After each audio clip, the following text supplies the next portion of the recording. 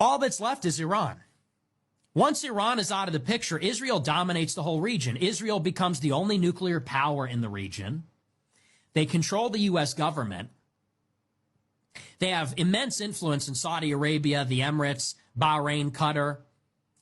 They control Syria and Jordan by proxy effectively, and Iraq.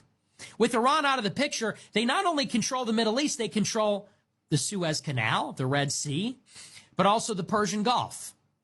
All the oil, all the natural gas, all the commerce, all the shipping that goes through the Red Sea, all the shipping and oil that comes from the Persian Gulf, all of the overland trade routes, the rail, the highways, communications infrastructure, the ports situated in this area that go from Asia to Europe, from Africa into Europe and Asia.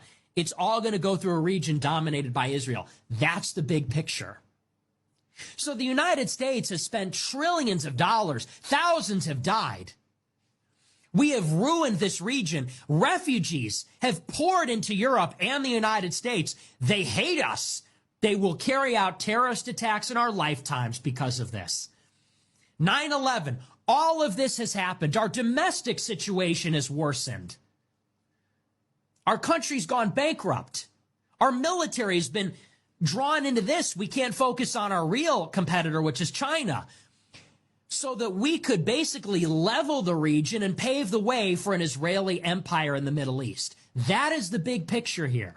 That's the grand strategic revolution that has occurred, starting with the Likud takeover in the late 1970s. And by the way, I'm not making this up. This is all written. It was all written in Oded Yanan's plan for the 1980s.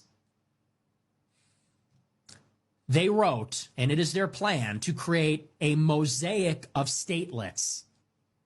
They wanted to disintegrate all of the big Muslim countries, all of the big Arab countries, all the Middle Eastern countries.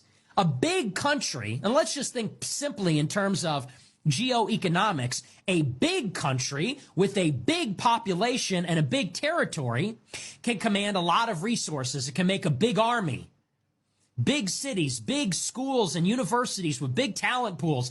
Big countries can field big militaries. They can have big armies with lots of soldiers. They can have large air forces with big defense industries. They can have advanced scientists that make nuclear weapons. Small countries can't. Small countries with small populations, with small economies, cannot do these things. So what Israel decided to do, this is their plan in the late 70s, is we must disintegrate all the big countries into small countries. That way they can't oppose us. And that's effectively what they've done. Iraq is being cut up as we speak into northern Iraqi Kurdistan, a Shiite area which is sort of controlled by Iran.